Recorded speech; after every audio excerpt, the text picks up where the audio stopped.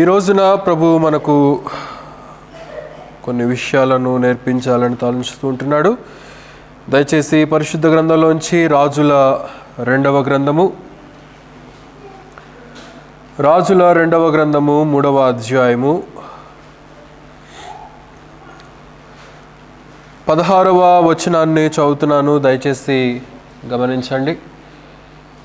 అనేక మంది యూట్యూబ్ ద్వారా కూడా మన వాక్యాలను, మన సంఘ కార్యక్రమాలను క్రమంగా వీక్షిస్తూ ఉంటున్నారు. మొన్ననే ఒక 4 సబ్స్క్రైబర్స్ పెరిగారు. దాంతో 200 మంది సబ్స్క్రైబర్స్ మన సంఘస్థులు కాక ఇంకా బయట వెలుపల అనేక మంది వీక్షిస్తూ ఉంటున్నారు. ఇంకా ఎవరైనా తెలియనటువంటి వారికి చెప్పండి, సబ్స్క్రైబ్ చేసుకోమని చెప్పండి, వాక్యాలు వినమని చెప్పండి. ఆత్మీయమైనటువంటి గ్రహింపునకు వారు మరి నడిపించబడుట ద్వారా ఆ దీవెన మీకు కూడా కలుగుతుంది కనుక వాటిని షేర్ చేయటం ద్వారా, పంపించడం ద్వారా వారు కూడా ఆ విషయాలు తెలుసుకుంటూ ఉంటారు. మంచిది. రాజుల 2వ గ్రంథము 3వ అధ్యాయము 16వ వచనాన్ని చదువుతున్నాను. దయచేసి గమనించండి. యెహోవా సెలవిచ్చినదేమనగా, ఈ లోయలో చాలా గోతులను తవ్వించుడి. యెహోవా సెలవిచ్చినదేమనగా, గాలియే గాని వర్షమే గాని రాకపోయినను మీరును మీ మందలను మీ పశువులను త్రాగుటకు ఈ లోయ నీళ్లతో నిండును. ప్రభు ఈ వాక్య భాగాన్ని దీవించిన రీతిగా చిన్న ప్రార్థన చేసుకుంది. మమ్మల్ని మిక్కిలిగా ప్రేమించినటువంటి మా ప్రియ రక్షక, మా యేసయ్య, ఈ యొక్క మధ్యాహ్న కాలపు సమయంలో నాయన ఇంతవరకు ఆరాధన కార్యక్రమం అంతట్లో కూడా మీరే సర్వమహిమ ఘనత పొంది ఉన్నారని నమ్ముచున్నామయ్యా. అలాగనే ఈ సమయంలో వాక్యోపదేశంలోనికి ప్రవేశించుంటుగా చదవబడినటువంటి లేఖన భాగంలో మీరు దీవించండి నాయన.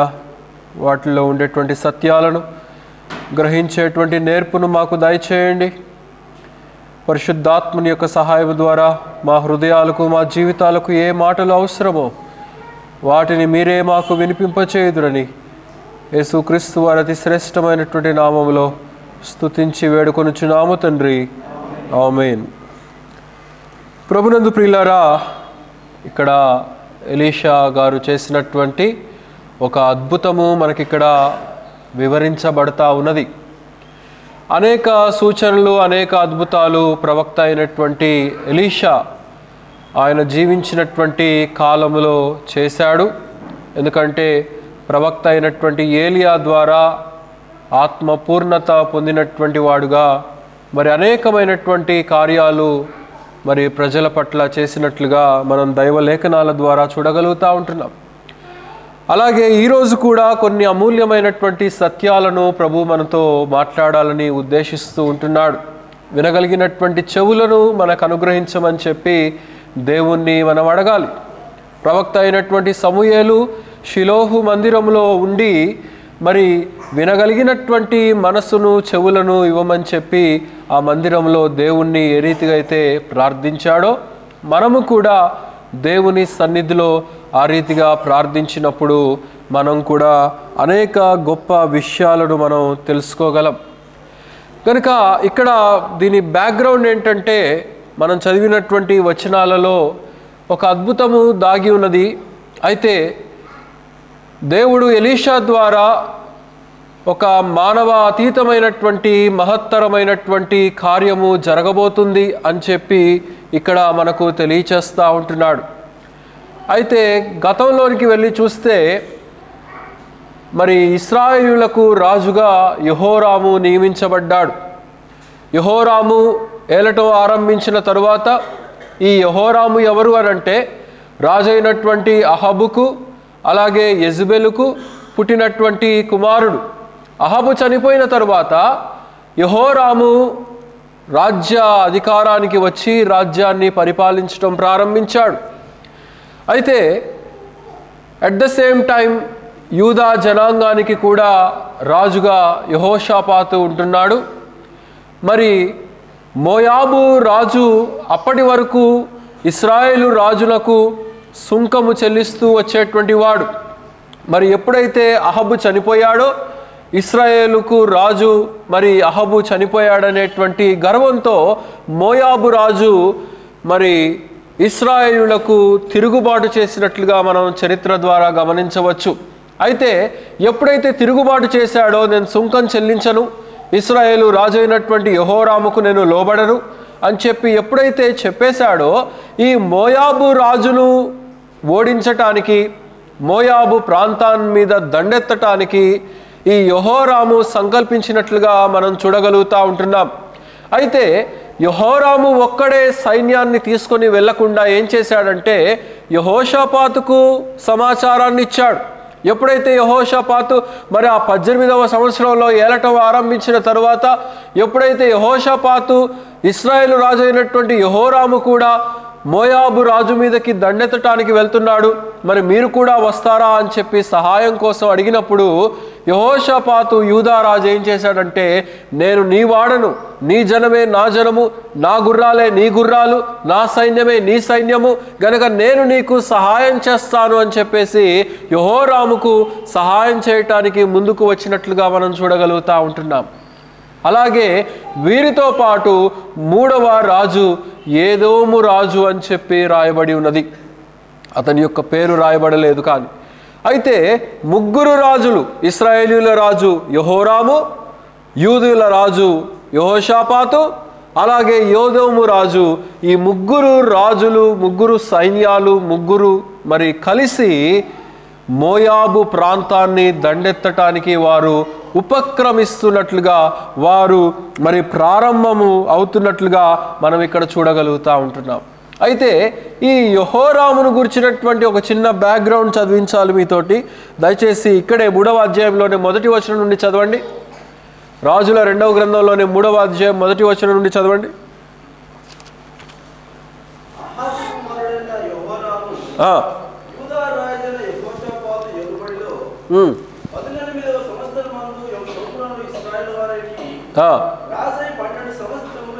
ఏలెను చేయక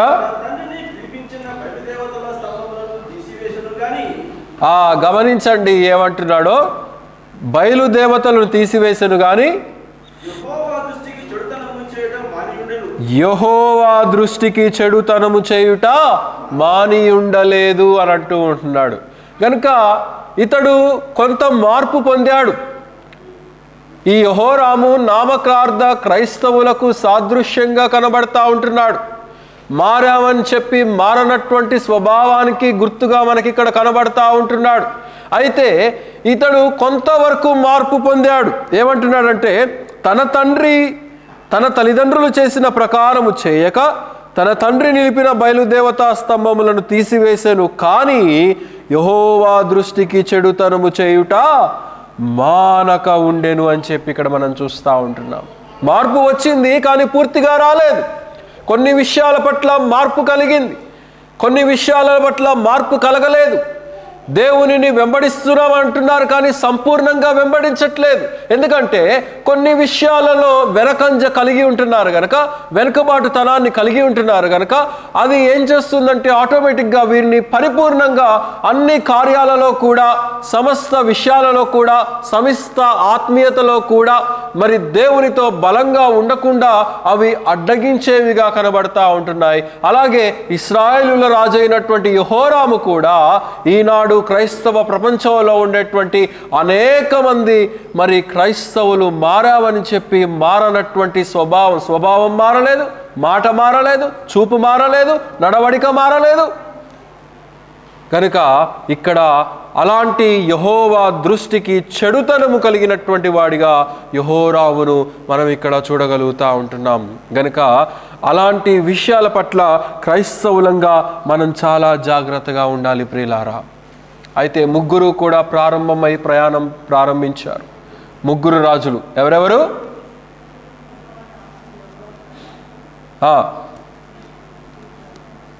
ఏదోము రాజు. కనుక యెహోరాము, యెహోషాపాతు, యోదోము రాజు 3 కూడా ప్రయాణించారు. మరి ఏ మార్గంలో మనం వెళ్దాము అనంటే ఏదేమో అరణ్యము గుండా మనం వెళ్దాము అని చెప్పేసి వారు నిర్ణయించుకొని అరణ్య మార్గము గుండా వారు ప్రయాణించడం ప్రారంభించేశారు. సైన్యాన్ని వెంటబెట్టుకున్నారు, పశువులను తీసుకెళ్తా ఉంటున్నారు, యుద్ధ సామాగ్రిని తీసుకొని వెళ్తా ఉంటున్నారు. ముగ్గురు కూడా కలిసి ప్రయాణమై వెళ్ళిపోతూ ఉంటున్నారు. సుమారుగా 7 దినాలు ప్రయాణం చేసిన తరువాత వీరి దగ్గర ఉన్నటువంటి మరి నీరు అయిపోయింది, త్రాగటానికి నీరు లేదు. ఆ చుట్టుపక్కల ప్రాంతాల్లో ఎక్కడా కూడా నది లేదు, ఎక్కడా కూడా ఏ వాటర్ ఫాల్ లేదు, ఏ చిన్న పాండ్ లేదు, ఎక్కడా కూడా ఎలాంటి వాటర్ మరి సోర్స్ అనేది ఆ చుట్టుపక్కల ప్రాంతాల్లో ఎక్కడా కూడా లేదు. అయితే సైనికులు ఏం చెప్పారంటే, ముగ్గురు రాజుల దగ్గర కూడా వచ్చేసి, అయ్యా మనం వచ్చినటువంటి ఈ ప్రాంతంలో చుట్టుప్రక్కల ఎక్కడా కూడా మరి కనుచూపు మేరలో నీరు అనేది లేదు. దాహంతో సైనికులు అల్లాడుతూ ఉంటున్నారు.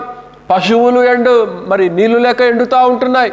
అవి సామాన్లు మోసేసి అలసిపోతూ ఉంటున్నాయి. కనుక మనకు నీరు చాలా అవసరమైంటున్నది అని చెప్పేసి వారు అక్కడ సమాచారం ఇచ్చినట్లుగా మనం ఇక్కడ చూడగలుగుతూ ఉంటున్నాం ప్రియులారా. అయితే వెంటనే ఇశ్రాయేలుల రాజు ఏమన్నాడంటే, ఇదిగో దేవుడు మనల్ని శిక్షించటానికే ఇక్కడకు తీసుకొని వచ్చాడు, దేవుడు మనల్ని మరణం పొందించటానికే ఇక్కడకు తీసుకొని వచ్చాడు.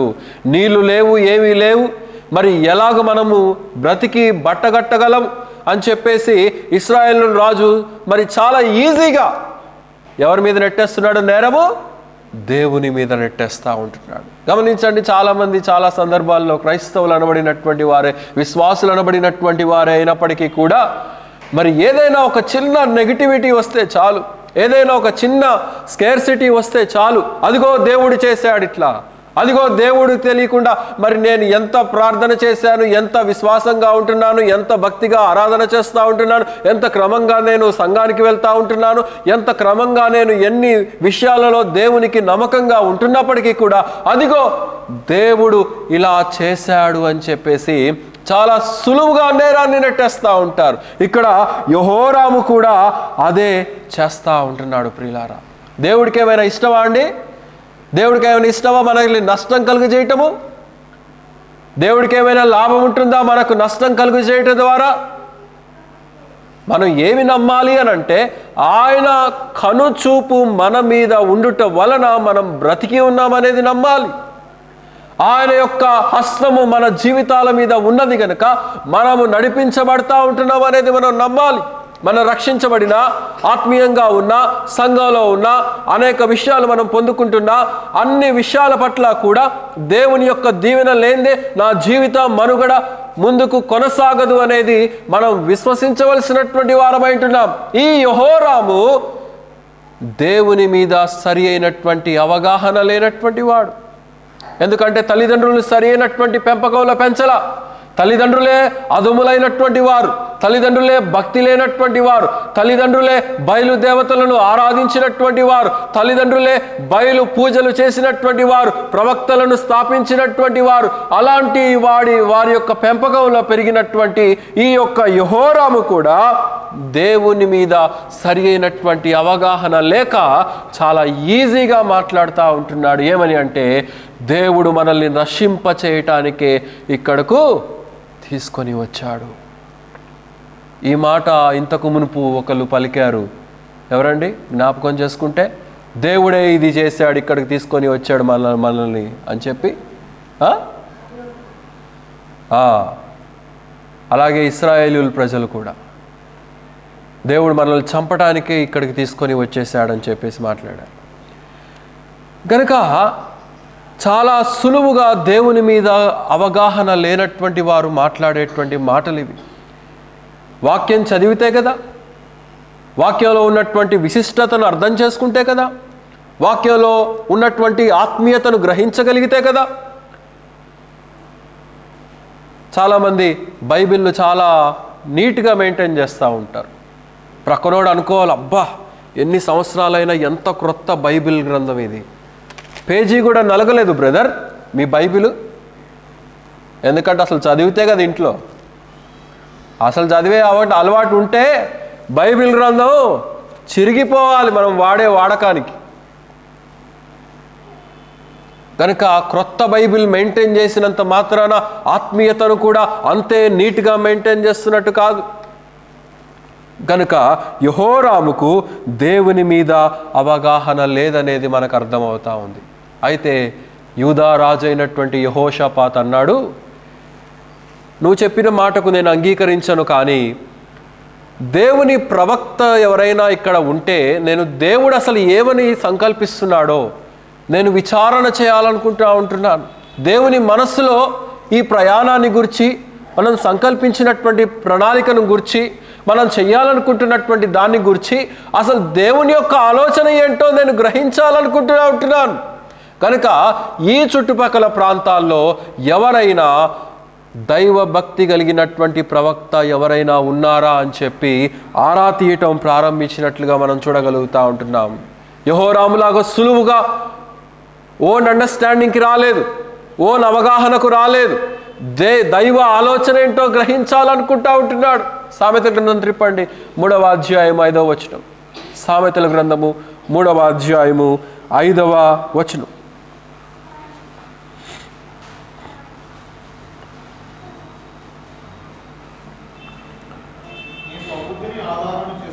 నీ స్వబుద్ధిని ఆధారం చేసుకొనక నీ పూర్ణ హృదయముతో యెహోవా యందు నమ్మిక ఉంచుము. నీ స్వబుద్ధిని ఆధారము చేసుకొనక, lean not on your own understanding, not your own capability or not on your own capacity. వీరు రాజులయ్యి ఉంటున్నారు, వీరు సర్వ అధికారము కలిగి ఉంటున్నారు. 3 రాజులకి కలిసి ఎంతో బలము కలిగి ఉన్నప్పటికీ కూడా యెహోషాపాతు అంటా ఉంటున్నాడు, దేవుని దగ్గర నేను విచారణ చేయాలనుకుంటున్నానయ్యా అని చెప్పేసి మనసు ఎక్కడికి వెళ్ళింది? దేవుని మీదకు వెళ్ళింది. అరణ్య మార్గము గుండా ప్రయాణం చేసుకుంటూ వచ్చారు, కష్టాల గుండా ప్రయాణం చేసుకుంటూ వచ్చారు. అరణ్య మార్గం ఏమన్నా సులువుగా ఉంటుందా అండి? చెట్లుంటాయి, లోయలుంటాయి, ఎత్తులుంటాయి, కొండలుంటాయి, విషసర్పాలుంటాయి, అనేక రకాలైనటువంటి మరి పరిస్థితులతో అనానుకూలమైనటువంటి పరిస్థితులు ఉంటాయి. అదేమి NH9 లాగా ఉండదు, నేషనల్ హైవే లాగా ఉండదు. అది చాలా కఠినమైనటువంటి పరిస్థితుల మధ్య అరణ్య ప్రయాణాన్ని కొనసాగిస్తూ వచ్చారు. కష్టం వచ్చింది, శ్రమ వచ్చింది. యెహోషాపాతు అంటా ఉంటున్నాడు, దేవుని దగ్గర నేను విచారణ చేయాలి, దేవుని ఆలోచన ఏంటో నేను తెలుసుకోవాలి అంటున్నాడు. చాలా సమయాల్లో మనం కూడా కష్టాల గుండా ప్రయాణించినప్పుడు, ఇబ్బందులు గుండా ప్రయాణించినప్పుడు ఓర్పు లేనటువంటి తత్వము మనలో అమర్చబడి దేవుని యొక్క ప్రణాళిక ఏంటో తెలుసుకోనటువంటి వారంగా మనం ఉంటాం. కానీ యెహోషాపాతు అలా చేయట్లేదు. ఇక్కడ యెహోషాపాతు దేవుని యొక్క మనసులో ఏముందో తెలుసుకోవాలనుకుంటా ఉంటున్నాడు.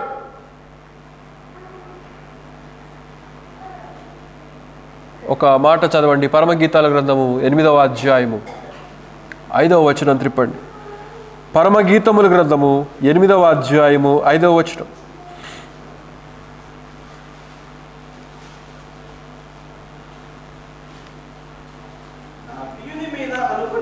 నా ప్రియుని మీద ఆనుకొని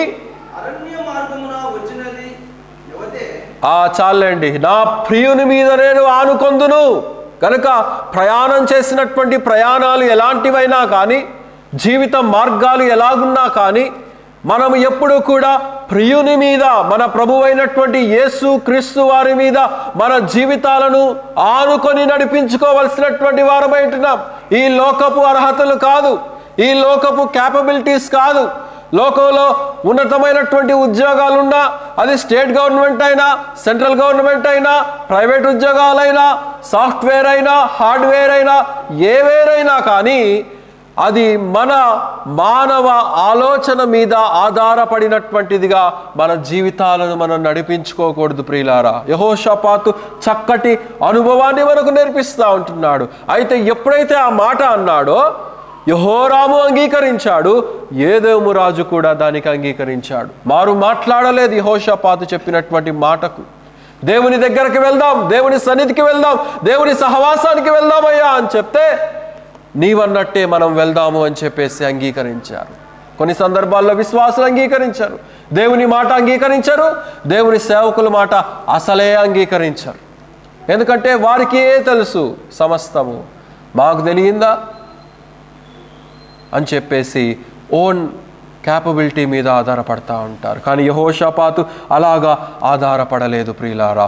దేవుని మీద ఆధారపడుతున్నట్లుగా మనం ఇక్కడ చూడగలుగుతూ ఉంటున్నాం. పరిగెత్తాడు దేవుని యొక్క ప్రెజెన్స్ ఎక్కడ ఉంటుందా అని చెప్పేసి. వెంటనే ఒక ఇశ్రాయేలు రాజులో ఉన్నటువంటి ఒక సైనికుడు వచ్చేసి, అయ్యా, ఈ ప్రాంతంలో ఎలీషా అనబడినటువంటి ఒక ప్రవక్త ఉన్నాడు, ఆయన దగ్గరకు గనక మనం వెళ్తే దేవుని యొక్క ఆలోచన ఏంటో మనకు అర్థమయ్యేటువంటి అవకాశం ఉన్నది అని చెప్పేసి ఈ 3 రాజుల దగ్గరకు వచ్చేసి ఆ సైనికుడు చెప్తా ఉంటున్నాడు.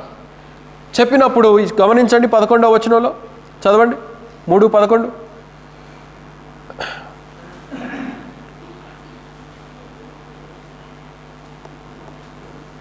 చదవాలి. అతని ద్వారా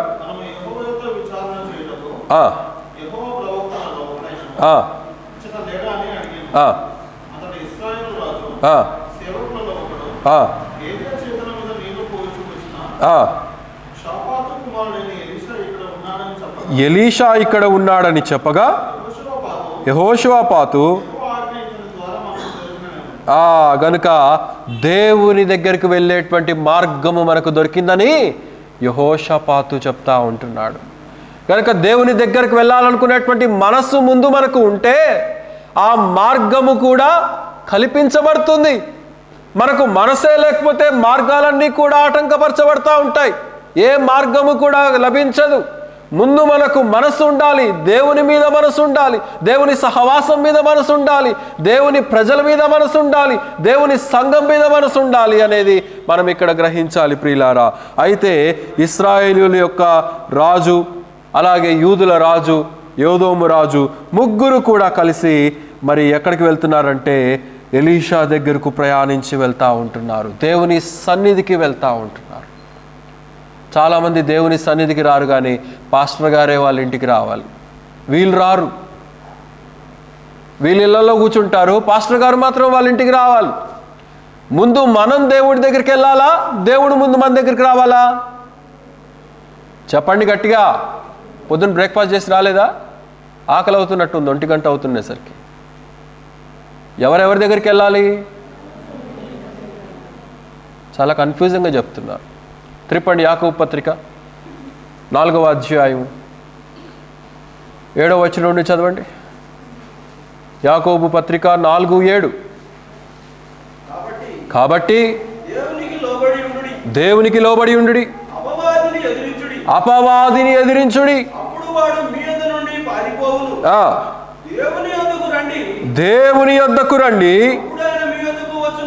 అప్పుడు ఆయన మీ యొద్దకు వచ్చును. గనక ఎవరెవరి దగ్గరికి వెళ్ళాలి? ముందు మనం దేవుని సహవాసానికి వెళ్ళాలి, ముందు మనం దేవుని మందిరానికి వెళ్ళాలి. దేవుని సన్నిధి ఎక్కడుందో అక్కడికి వెతుక్కుంటా, ప్రభువా నీ పాదాల చెంతకు నేను వస్తున్నానయ్యా అని చెప్పేసి ముందు మనం వెళ్తే ఆయన మన వెంట వచ్చేటువంటి దేవునిగా మనం చూస్తూ ఉంటాం. అయితే 3 కూడా ఎలీషా దగ్గరకు వెళ్ళిపోయారు. ఎలీషాకు వెంటనే కోపం వచ్చేసింది వీరిని చూడగానే. ఎందుకు కోపం వచ్చిందో తెలుసా? వీరితో పాటు ఎవరున్నారంటే యెహోరాము ఉన్నాడు కదా. యెహోరాము తల్లిదండ్రులకు జ్ఞాపకం వచ్చేసారు ఎలీషాకు. వారు ఏ రీతిగా కీడు చేశారో, దేవుని నామానికి అవమానకరంగా బయలును స్థాపించి, బయలు దేవతా స్తంభాలను స్థాపించి, వారు చేసినటువంటి అన్య ఆరాధన, వారు చేసినటువంటి అన్య అర్పణ, వారు జీవించినటువంటి చెడు నడత అంతా కూడా ఎలీషాకు జ్ఞాపకం వచ్చేసి వెంటనే యెహోరాము పట్ల ఎంతో కోపం పొందుతూ ఉంటున్నాడు. నువ్వెందుకు ఇక్కడికి వచ్చావయ్యా అని చెప్పి గట్టిగా మాట్లాడుతూ ఉంటాడు. నీకేం పని నాతోటి? మీ బయలుదేవతలు ఉన్నారు కదా, అక్కడికి వెళ్ళిపోండి. మీరు స్థాపించుకున్నటువంటి ప్రవక్తలు ఉన్నారు కదా, వారి దగ్గరికి వెళ్ళిపోండి మీరు అని చెప్పేసి చాలా కఠినంగా మాట్లాడతాడు. ఇక్కడ 13వ వచనంలో మీ తల్లిదండ్రులు చేసినటువంటి కార్యాలను నేను మర్చిపోలేదని చెప్పి ఎంతో కోపం పొందుతాడు ఎలీషా. కొన్నిసార్లు దేవునికి కూడా కోపం వస్తుంది నామకార్థ క్రైస్తవులను చూసినప్పుడు. సరి అయినటువంటి భక్తి, సరి అయినటువంటి అర్పణ, సరి అయినటువంటి ఆత్మీయత లేనటువంటి విధానము కలిగినటువంటి క్రైస్తవులు అనబడినటువంటి జనాంగాన్ని చూసినప్పుడు దేవునికి కూడా కోపం వస్తుంది. ఏ హిందువులు చూస్తే దేవునికి కోపం రాదు, ముస్లిమ్స్ని చూస్తే దేవుని కోపం రాదు, ఎందుకంటే వాళ్ళు దేవుని నమ్మినటువంటి వారు కాదు, దేవుని యొక్క జ్ఞానాన్ని ఎరిగినటువంటి వారు కారు. కానీ క్రైస్తవులని చెప్పుకొని కూడా నులివెచ్చనగలిగినటువంటి జీవిత విధానాల్ని కలిగినప్పుడు దేవుడికి ఎంతో కోపం వస్తుంది. ఎలీషాకు కూడా ఇక్కడ కోపం వస్తూ ఉన్నది. ప్రియులారా, పేతురు రాసిన 2వ పత్రిక తిప్పండి. పేతురు రాసిన 2వ పత్రిక 2వ అధ్యాయం 15వ వచనం నుండి చదవండి. పేతురు రాసిన 2వ పత్రిక 2వ అధ్యాయము 15వ వచనం.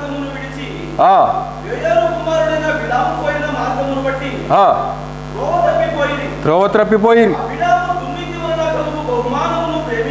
దుర్నీతి వలన కలుగు బహుమానమును ప్రేమించరు.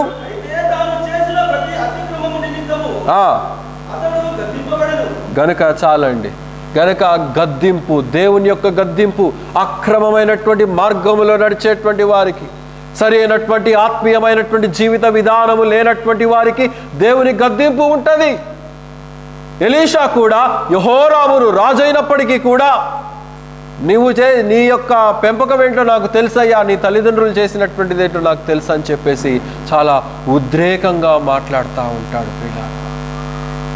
కానీ అప్పుడప్పుడు మన జీవితాల్లో దేవుని కనికరము కుమ్మరించబడతా ఉన్నదంటే, మనం ఎన్ని తప్పులు చేసినా, ఎన్ని అపరాధాలు చేసినా దేవుని యొక్క కరుణ, దేవుని యొక్క కృప, దేవుని యొక్క కటాక్షం మన జీవితాల మీద కుమ్మరించబడతా ఉన్నది అనంటే ఎవరో మన పక్షాన ఉండి విజ్ఞాపన చేస్తూ ఉంటున్నారు.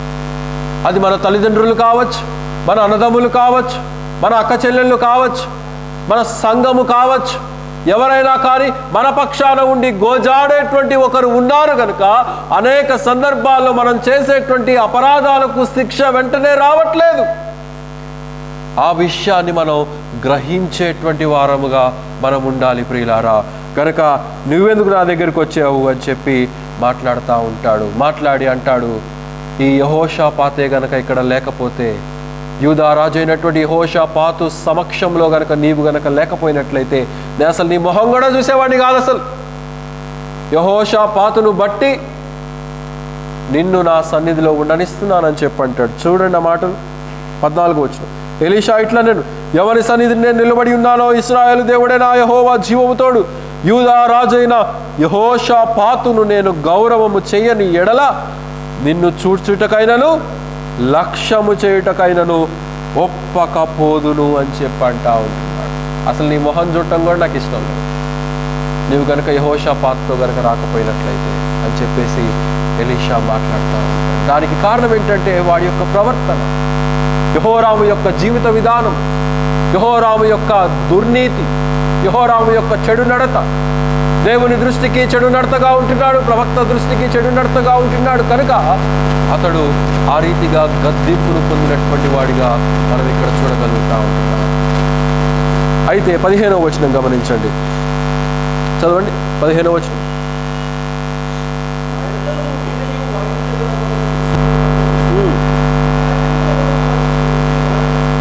వాయించుచూ ఉండగా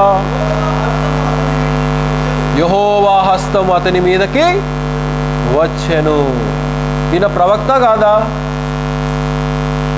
ప్రవక్తే. మరి వీణ ఎందుకు వాయించాలి? మ్యూజిక్ లేకుండా దేవుని ప్రత్యక్షత రాదా? మ్యూజిక్ లేకుండా మరి దేవుని యొక్క మాట ఏంటో తెలియదా? నేడు సంఘాలలో చాలా రకాలైనటువంటి మరి మ్యూజిక్లు వచ్చేస్తూ ఉంటున్నాయి. ఆత్మీయమైనటువంటి మ్యూజిక్లు కాదు, కానీ ఈ లోకపరమైనటువంటి మ్యూజిక్లే అనేక సంఘాలలో ఏర్పడతా ఉంటున్నాయి. ఒక ఆయన చెప్తున్నాడు ఇన్స్టాగ్రామ్లో, నేను ఈ పాటకు ట్యూన్ చేసేటప్పుడు వచ్చినటువంటి కాంగ్రిగేషన్ అంతా కూడా ఊగాలని చెప్పి ట్యూన్ చేశాడంట. ఎందుకు ట్యూన్ చేశాడంట? ఊగాలని చెప్పి ట్యూన్ చేశాడంట. ఆత్మీయతను గ్రహించాలని కాదు పాటలు కట్టడం నేడు, అందులో ఉన్నటువంటి లోతైనటువంటి దేవుని యొక్క సత్యాన్ని గ్రహించాలని కాదు పాటలు రాయటం కానీ మ్యూజిక్ ట్యూన్ చేయటం కానీ. నేడు సంఘాలలో ప్రపంచవ్యాప్తంగా ఈ లౌకికత్వము, లౌకికమైనటువంటి అలవాట్లు వచ్చేస్తూ ఉంటున్నాయి. అందుకే చాలా సమయాల్లో చూడండి, ఈ క్రిస్మస్ సందర్భాల్లో విచ్చలవిడిగా డ్యాన్సులు, డక్కీలు ఎక్కువైపోతూ ఉంటున్నాయి. కనుక ఇక్కడ మనం చూస్తూ ఉంటున్నాము, ఈయన ప్రవక్తే, కానీ అది ఆయన యొక్క నడిపింపు. మ్యూజిక్ వీణ వాయిస్తూ ఉంటుండగా దేవుని ప్రత్యక్షతను పొందాలి అనేది ఆయన యొక్క నడిపింపు. మ్యూజిక్ కొన్నిసార్లు it will calm the mind. ఒక మాట జ్ఞాపకం వస్తూ ఉన్నది. సౌలు యూదా ఇశ్రాయేలులకు రాజుగా ఏర్పాటు చేయబడినటువంటి ఈ యొక్క సౌలు అనేక సందర్భాల్లో దయ్యం పట్టేది. సౌలుకు దయ్యం పట్టినప్పుడల్లా పిచ్చి పిచ్చి చేష్టలు చేసేటువంటి వాడు. బల్లెం తీసుకొని ఎవరి మీద పడితే వాళ్ళని విసిరేయటము, ఆ రీతిగా చేసేటువంటి వాడు. అలా చేస్తూ ఉంటున్నప్పుడు యవనస్తుడైనటువంటి దావీదు వచ్చి ఆ హార్ప్ను ఎప్పుడైతే మరి ఆ ఇన్స్ట్రుమెంట్ని ఎప్పుడైతే ప్లే చేస్తూ ఉంటాడో ఇతని యొక్క మనసు కుదుటపడి ఆ వచ్చినటువంటి దయ్యము బయటికి వెళ్ళిపోతూ ఉండేటువంటిది. సమూయేలు మొదటి గ్రంథం 16వ అధ్యాయంలో రాయబడింది. గనుక ఆ రీతిగా క్రమాన్ని చేసుకుంటూ వచ్చేసేటువంటి విషయాన్ని మనం చూస్తూ ఉంటున్నాం. అంటే ఈ మ్యూజిక్ అనేది లౌకికత్వాన్ని, దయ్యాన్ని తీసుకురావచ్చు, కొన్నిసార్లు ఉన్నటువంటి దయ్యాన్ని కూడా పారద్రోలవచ్చు. కనుక ఏ మ్యూజిక్ని మనం వెంబడిస్తూ ఉంటున్నాం, ఏ ఆత్మీయతను మనం వెంబడిస్తూ ఉంటున్నామో అనేది మనం ఇక్కడ గ్రహించవలసినటువంటి వారమై ఉంటున్నాం. ఆ పాట అనేది పరిశుద్ధాత్మ పూర్ణత్వము కలిగినటువంటిదై ఉండాలి. మనం పాడేటువంటి పాట ఆత్మ లోతుల్లో నుండి వచ్చినదై ఉండాలి. అది పెదవులతో వచ్చినటువంటిదిగా అది ఉండకూడదు. అది హృదయాలను కదిలించేదిగా అది ఉండాలి. పరిశుద్ధాత్ముని యొక్క కార్యాన్ని జరిగించేటువంటి పాటగా, నడిపింపుగా అది ఉండవలసినటువంటి అవసరత నేడు సంఘాలు గ్రహించాలి ప్రియులారా. అయితే ఈయన ఇక్కడ ఏం చేస్తున్నాడంటే మరి వీణ వాయిస్తూ ఉండాలి అని చెప్పి తెలియజేస్తా ఉంటున్నాడు. సౌలు యొక్క కొలువులో మ్యూజిక్ వాయించేటువంటి వారు లేరా?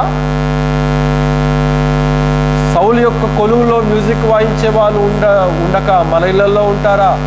సౌలు దగ్గరే ఉంటారు మ్యూజిక్ వాయించేటువంటి వాళ్ళు. ఎందుకని ప్రత్యేకంగా దావీదుని పిలిపించుకునేటువంటి వాడు?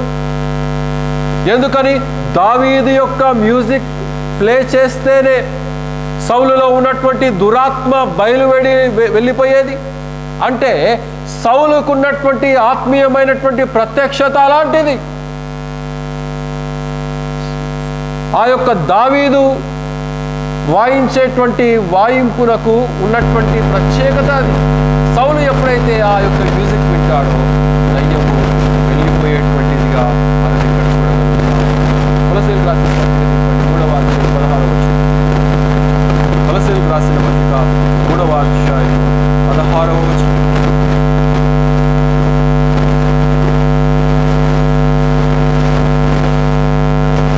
సంగీతములతోనూ కీర్తనలతోనూ ఆత్మ సంబంధమైన పద్యములతోనూ ఒకరికొకడు బోధించుచు, బుద్ధి చెప్పుచు,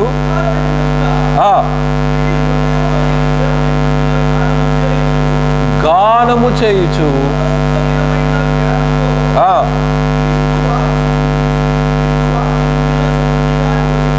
కనుక గానము ద్వారా కూడా, ఒక పాట ద్వారా కూడా, ఒక మ్యూజిక్ ద్వారా కూడా దేవుని యొక్క ఆత్మీయమైనటువంటి నడిపింపును మనం గ్రహించగలం. అది ఆత్మీయమైనటువంటిదిగా ఉండాలి, కానీ లౌకికత్వంతో కూడినటువంటిదిగా సంఘాలలో ఉండేటువంటి పాటలు కానీ, డ్యాన్సులు, మ్యూజిక్లు అవి ఉండకూడదు అనేది మనం ఇక్కడ గమనించాలి ప్రియులారా. కనుక దేవుని వాక్యము సంపూర్ణంగా ఒక పాట ద్వారా కూడా మరి ఉంటుందనేది మనం ఇక్కడ గ్రహించాలి. రాజులు ఏం మాట్లాడలేదు. ఎలీషా ఎప్పుడైతే వీణ వాయించేవాడు రావాలని చెప్పాడు, వీరేం మాట్లాడకుండా వింటూ ఉన్నట్లుగా మనం చూస్తూ ఉంటాం.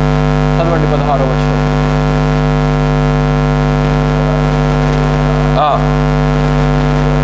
15వ వచనం నుండి చదవండి. 15.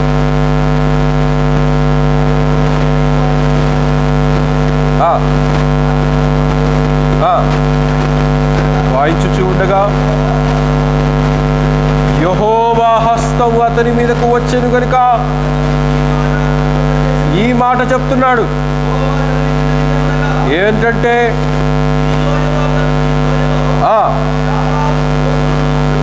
చాలా చాలా గోతులను తవ్వించండి. అసలే నీరు లేదని మేము వస్తే నీ దగ్గరికి ఏంటి గోతులు తవ్వించమని చెప్తాడు? అసలు వీళ్ళ సమస్య ఏంటి? నీళ్లు లేదు, దాహానికి తాగటానికి నీళ్లు కావాలి. వీళ్ళేమనుకున్నారు, వర్షము రప్పిస్తాడేమో ఈయన అని చెప్పి, ఏమయ్యా వర్షాన్ని కురిపించమని చెప్తే నువ్వేంది గోతులు తవ్వించు, గుంటలు తీయించని చెప్తావని చెప్పేసి వీళ్ళు అంటారేమో అని మనం అనుకోవచ్చు. కానీ అలాగ వారు అనలేదు. They obeyed the words of the prophet. ప్రవక్త చెప్పినటువంటి మాటకు వారు లోబడ్డారు.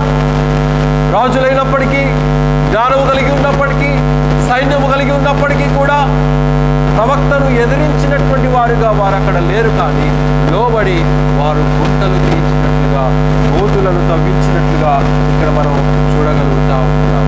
చదవండి. ఏంటంటే గాలియే గాని వర్షమే గాని రాకపోయినా సరే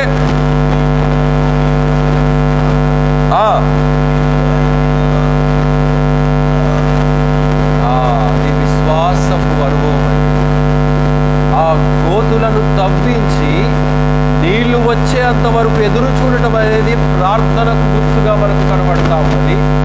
ఆ ఎదురు చూసేటువంటి ఆ టైం ఏదైతే ఉందో అది మన విశ్వాసానికి పరీక్షగా మనం చూడవచ్చు. కనుక ప్రవక్త చెప్తా ఉంటున్నాడు, ఏవయ్యా మీరు గోతులను తవ్వించండి, ఆ గోతుల్లోనికి నీళ్లు వస్తాయి. నీళ్ళు ఎలాగొస్తాయని మీరు అనుమానపడవద్దు. మీకు సూచన కనబడుతుందేమో అని మీరు అనుకోవద్దు. నీళ్లు రావటానికి ఒక ప్రక్రియ అనేది ఉండాలి అని చెప్పి మీరు అనుకోవచ్చు. వర్షం పడుతుందేమో, ఇప్పుడు వర్షం పడి తవ్వినటువంటి గుంటలన్నీ, గోతులన్నీ కూడా నీళ్లతో నింపబడతాయేమో అని చెప్పి మీరు అనుకోవచ్చు. ఒకవేళ వర్షం కనబడకపోయినా, గాలి రాకపోయినా కానీ మీరు నమ్మాల్సింది ఏంటంటే మీరు తవ్వినటువంటి గుంటల్లోనికి నీరు వస్తుందనేది మీరు నమ్మాలి. కనుక హెబ్రీయులకు రాసిన పత్రిక 11వ అధ్యాయం 6వ వచనంలో ఒక మాట ఉంది. 11:6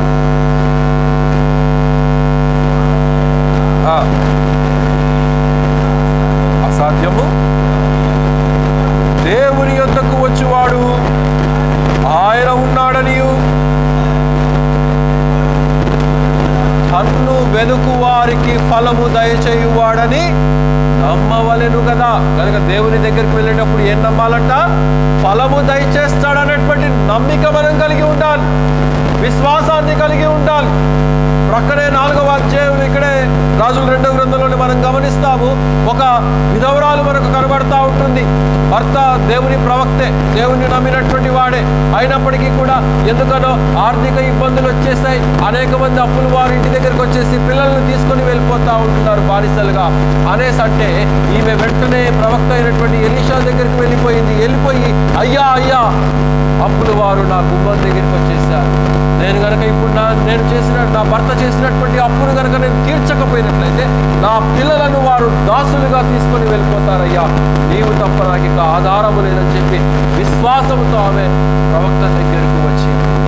మరి ఏం చేయబట్టావు నన్ను ఇప్పుడు? మీ ఇంట్లో ఏముంది అంటే కొంచెం నూనె ఉందయ్యా, నూనె తప్ప మా ఇంట్లో ఏమీ లేదు. సరే ఒక పని చేయి, మీ ఇంట్లో ఉన్నటువంటి పాత్రలన్నీ అమర్చు, సరిపోకపోతే చుట్టుప్రక్కల వారి దగ్గరికి వెళ్ళి వారి దగ్గర కూడా అరువుకు మరి కొన్ని పాత్రలు తీసుకొని రా అని చెప్పి ప్రవక్త చెప్తాడు. చెప్పి మీ ఇంట్లోనికి వెళ్ళి తలుపు వేసేసి, నీ పిల్లలు నీవు తలుపు వేసేసి ఆ గిన్నెలన్నింటిలో కూడా నూనెతో నింపివేయండి అని చెప్పేసి చెప్తాడు. ఆ కొంచెము నూనె, ఆ తెచ్చినటువంటి పాత్రలు, వీళ్ళ ఇంట్లో ఉన్నటువంటి పాత్రలు, చుట్టుప్రక్కల ఊర్లో తెచ్చినటువంటి పాత్రలన్నీ కూడా నింపబడినట్లుగా మనం చూస్తా ఉంటాం. అయితే ప్రవక్త అక్కడ ఒక మాట, ఇదిగో ఈ నూనెని ఇప్పుడు ఏం చేస్తామంటే ఈ నూనెని అమ్మివేసి నీకున్నటువంటి అప్పులు, నీ బాధలన్నీ కూడా తీర్చేసుకొని ఉన్నటువంటి డబ్బుతో నీవు నీ బిడ్డలు సుఖంగా జీవించండి. కనుక దేవుని సన్నిధికి మనం ఒక విశ్వాసముతో వచ్చినప్పుడు, ఒక ఆశతో వచ్చినప్పుడు దేవుడు దాన్ని సఫలపరుస్తాడనేటువంటి నమ్మిక మనలో ఉండాలి. అబ్రహాము అలాంటి నమ్మకత్వము కలిగినటువంటి వాడిగా మనం చూస్తాం. చూస్తూ ఉంటున్నాం. ఏమయ్యా, నీ యొక్క గర్భములో నుండి రాజులు వస్తారు, మహాజనాంగాలు నీ యొక్క గర్భంలో నుండి వస్తాయని చెప్తే, ఆ మాట చెప్పినప్పటికీ అసలు ఒక్కడున్నాడా? ఒక్కడే లేడు. 75వ సంవత్సరంలో ప్రత్యక్షమైనటువంటి దేవుడు 99వ సంవత్సరంలో కూడా ప్రత్యక్షమై ఆ వాగ్దానాన్ని నిరూపించాలని, స్థాపించాలని చెప్పి అబ్రహాము జీవితంలో దేవుడు ఒక కార్యాన్ని చేశాడు.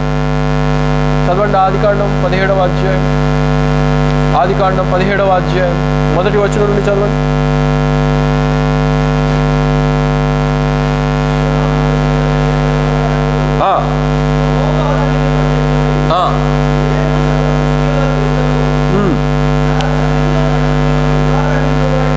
గనుక నా సన్నిధిలో నడుచుచు నిందారహితుడవై ఉండుము, నాకును నీకును మధ్య నా నిబంధనను నియమించి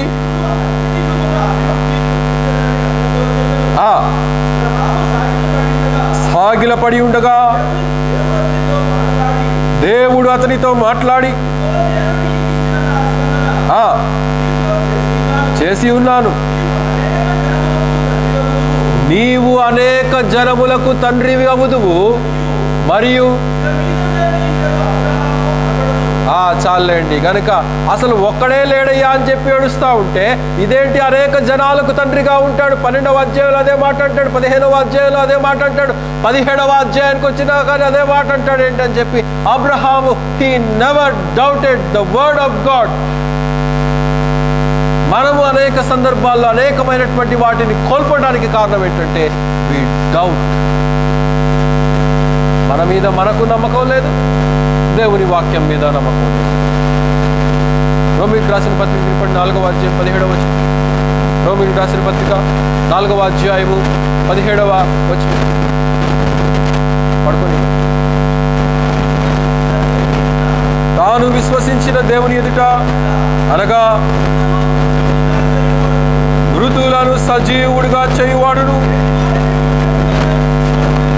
లేని వాటిని ఉన్నట్టుగా. కనుక 2 విషయాలు, మృతులను సజీవులుగా చేయగలిగినటువంటి వాడు మన దేవుడు. రెండవది ఏమంటున్నాడు? లేని వాటిని ఉన్నట్టుగా. He is the God of miracles and wonders. లేని దానిలో నుండి, నిరీక్షణకు ఆధారము లేనప్పుడు, అసలు అక్కడ హోప్ అనే దానికి అసలు ఆధారమే లేనప్పుడు, అబ్రహాము జీవితంలో అసలు ఆధారమే లేదు. ఎవడైనా సరే పడుచోడిని తీసుకొచ్చి, అయ్యా నీకు పిల్లలు లేటుగానే సరే పుడతాడని చెప్పేసి ప్రవక్త ప్రవచనం చెప్పాడు అనుకోండి, సరేలే అని చెప్పి నమ్ముతారు. అదే ఒక 100 సంవత్సరాలు ముసలోడిని పట్టుకొని నీకు వచ్చే సంవత్సరం పిల్లలు పుడతారని చెప్తే ఎవడైనా నమ్ముతాడా? పాస్టర్ గారికి పిచ్చి పట్టిందా? కానీ అబ్రహాము నమ్మినటువంటి వాడిగా మనం చూస్తున్నాం. అన్ని సమయాలలో కూడా, కష్టాలలో కూడా, ప్రయాణాలలో కూడా, ఇబ్బందుల్లో కూడా, ఇరుకుల్లో కూడా, సమస్యల్లో కూడా, వీరు అరణ్య మార్గంలో ప్రయాణించి అలసిపోయినప్పటికీ కూడా ప్రవక్త చెప్పినటువంటి మాట యందు విశ్వసించారు. వారు అపనమ్మికను కలిగి ఉన్నటువంటి వారిగా వారు అక్కడ వరకు కనబడలేదు. 3 రాజులు కూడా యెహోషాపాతుతో కలిసి ఏకీభవించినటువంటి వారిగా మనం చూడగలుగుతాం. కనుక మన విశ్వాసం ప్రయాణం ఏ రీతిగా ఉన్నది అనేది మనం ఇక్కడ గ్రహించుకోవాలి. కష్టములందు స్తుతింతును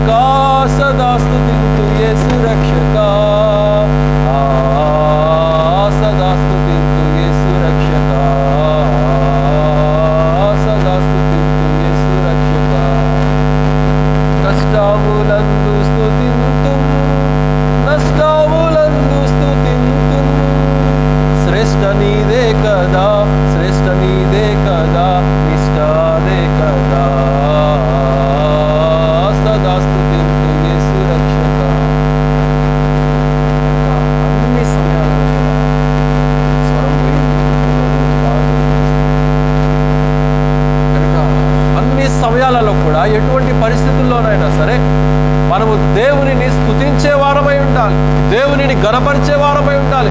విశ్వాసపు అనుభవము అట్టి నిరీక్షణలోనికి మనల్ని నడిపిస్తుంది, అట్టి అనుభవంలోనికి, అట్టి ఆత్మీయతలోనికి మనల్ని నడిపించేదిగా మనం చూస్తాం. ముగింపులోకి వచ్చేస్తాం. అయితే ప్రవక్త చెప్పిన రీతిగా వీరు గోధుమలు పండించి అలసిపోయారు. సాయంకాలం అయిపోయింది, నిద్రకు ఉపక్రమించారు. అందరూ తెల్లారి లేసేసరికి అంతా కూడా నీళ్ళతో నీళ్ళు ఎక్కడి నుంచి వచ్చాయో తెలుసా? ఏదో మార్గములో నుండి నీళ్లు ప్రవహించి వీరు తవ్వినటువంటి గోతులలోనికి నీరు వచ్చి దేవుడు చేసేటువంటి అద్భుతం అదే. ఎక్కడైతే నీకు నిరీక్షణ అనేది లేదనుకుంటావో, ఇక నా వల్ల కాదనుకుంటావో, అట్టి సమయాలలో దేవుని మీద ఆధారపడినప్పుడు దేవుడు మహా గొప్ప కార్యాలు మన పక్షాన చేసేటువంటి దేవునిగా మనం ఇక్కడ చూడగలుగుతా ఉంటాం. మోయాబు సైన్యము అవతల ప్రక్క వాళ్ళు ఏకమై ఉంటున్నారు. ఈ ముగ్గురు రాజులు కూడా కలిసి వస్తున్నారనే సమాచారం మోయాబు రాజుకు తెలుసుకొని చిన్నలు పెద్దలు ఉన్న వారందరూ కూడా యుద్ధ సామాగ్రిని ధరించి వీరితో యుద్ధము చేయడానికి సిద్ధంగా ఉన్నారు.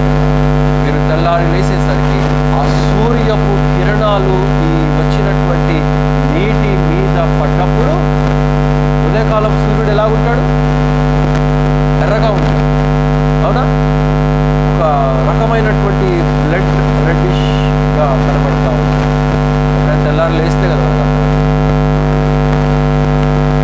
సూర్యుడు మధ్యాహ్నం వచ్చేదాకా మనం బెడ్ మీదనే ఉంటే మనకేం తెలుసు సూర్యుడు ఉదయం ఎట్లా ఉంటాడో సాయంత్రం. కనుక ఆ సూర్యపు రశ్మి, ఆ కిరణాలు, ఆ కాంతి కిరణాలు వాటర్ మీద పడ్డప్పుడు అది రెడ్ కలర్లో మోయాబు సైన్యానికి కనబడింది. ఇశ్రాయేలు సైన్యానికి ఏం కనబడుతుంది? ఇశ్రాయేలు సైన్యానికి కానీ, యూదా సైన్యానికి కానీ, ఎదోము రాజ్య సైనికులకు కానీ వీరికేమో నీరు కనబడతా ఉంది. అందరూ సంపూర్తిగా తృప్తిగా నీటి దాహాన్ని పొందుకున్నారు. శత్రువులకేమో ఎలా కనబడుతుంది? మీరేమనుకున్నారంటే మోయాబు సైన్యం ముగ్గురు కలిసి వచ్చారు కదా, వారి మధ్యలోనే ఏదో తగు వచ్చి ఉంటుంది, తగు వచ్చేసి వారికి వారే చంపుకొని నరుక్కొని చచ్చిపోయి ఉంటారు. ఇప్పుడు కనుక మనం వెళ్తే వారి దగ్గర ఉన్నటువంటి ఏదైనా సొమ్ము కనుక ఏదైనా మిగిలి ఉంటే దాన్ని మనం దోచుకోవచ్చు అని చెప్పేసి వీరు పరుగు పరుగున వెళ్ళిపోతూ ఉంటారు. ఆ నీటిని రక్తముగా అనుకొని భ్రమపడి వీరు వెళ్ళిపోతూ ఉంటారు. వీరు వస్తున్నటువంటి దాన్ని ఇశ్రాయేలు సైన్యము ముందుగానే గ్రహించి వీరు చాటున దాగికొని ఉండి వారు ఎప్పుడైతే వీరు ఉన్నటువంటి ప్రదేశానికి వచ్చారో చుట్టూ రౌండప్ చేసేసి మోయాబు సైన్యాన్ని, సర్వ సైన్యాన్ని కూడా నాశనం చేసేసి హతమార్చేశారు. కనుక శత్రువు ఎంత బలవంతుడైనా సరే దేవుని మీద మనం ఆధారపడినప్పుడు, యెహోషాపాతులాగా దేవుని సముఖానికి మనం వెళ్ళినప్పుడు, దేవుని సన్నిధికి వెళ్ళి దేవుని యొక్క ఆలోచన ఏంటో మనం గ్రహించుకున్నప్పుడు దేవుడు తన ప్రణాళికను మనకు తెలియచేస్తాడు.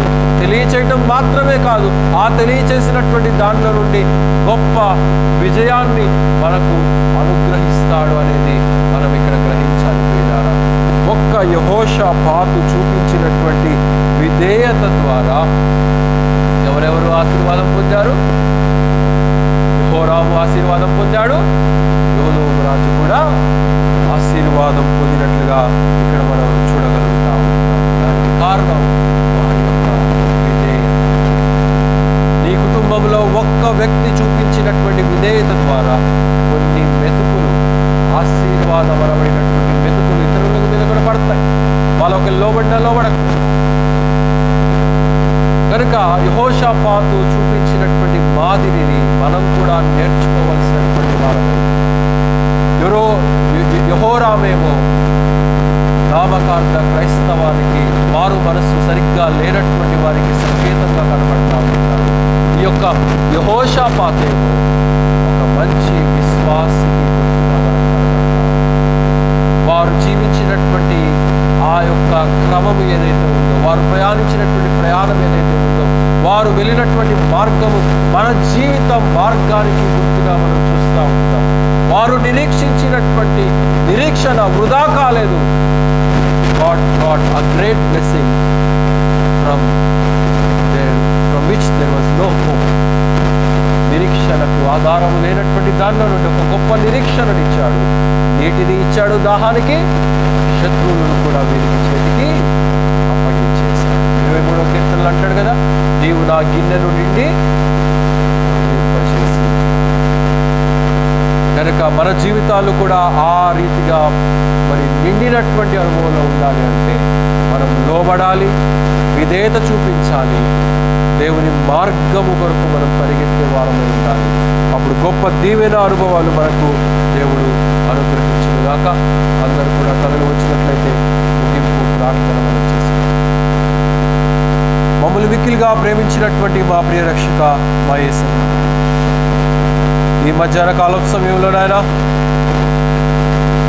మా జీవితాలకు నాయన అవసరమైనటువంటి మాటలను మీరు మాకు వినిపింపచేశారయ్యా. అందుని వందనాలు.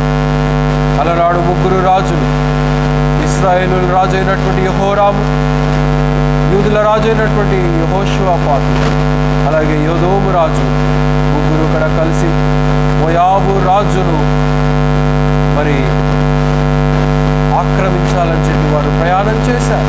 అయితే ప్రయాణంలో కొన్ని ఒడిదుడుకుల వలన, వారికి కలిగినటువంటి లోటు వలన, ఆ కష్ట సమయమందు, ఆ శ్రమయందు మిమ్మల్ని నిందించినటువంటి వాడు ఉన్నాడు, కానీ మిమ్మల్ని ఆశ్రయించినటువంటి వాడు కూడా ఉన్నాడు. అందును బట్టి ప్రవక్త చెప్పినటువంటి మాటలు వారు తూచా తప్పకుండా చేయటం వలన, ప్రవక్త పలికినటువంటి మాట, ప్రవక్త చెప్పినటువంటి వాక్యము, ప్రవక్త చెప్పినటువంటి అనుభవము, మీరు చెప్పినటువంటి దాన్ని వారు గ్రహించడం వలన, లోబడటం వలన గొప్ప విజయము వారు పొందుతున్నారు. వారి అవసరత తీరింది. అలాగే శత్రువుల నుండి కూడా వారు విజయాన్ని పొందుతున్నట్లుగా మేము చూడగలుగుతాము.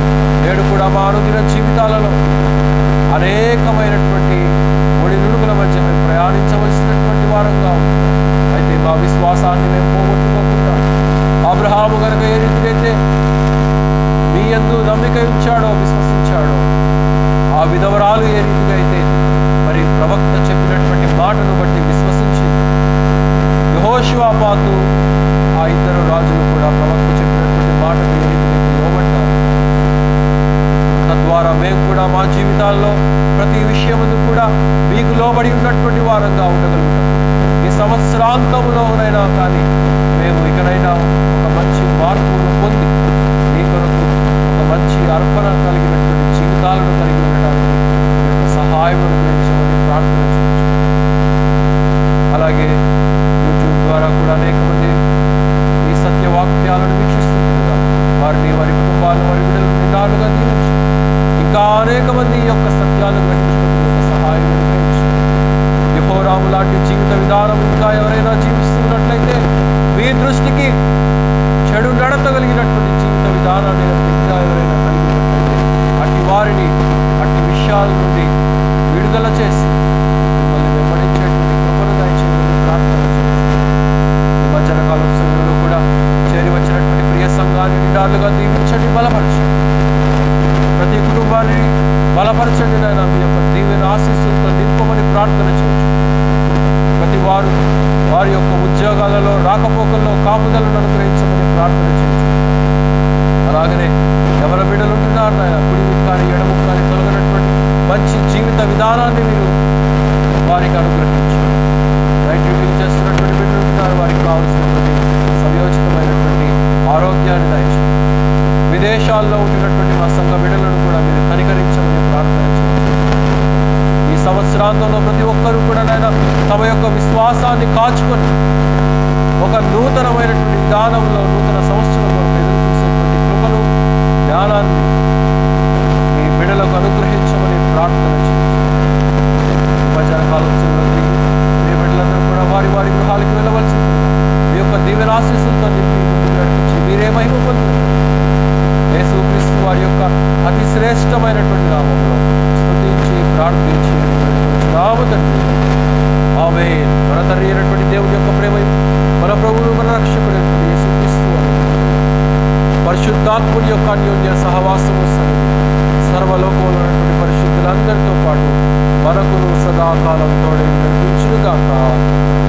ఆమేన్. అందరికి వందనాలండి. సెలవు.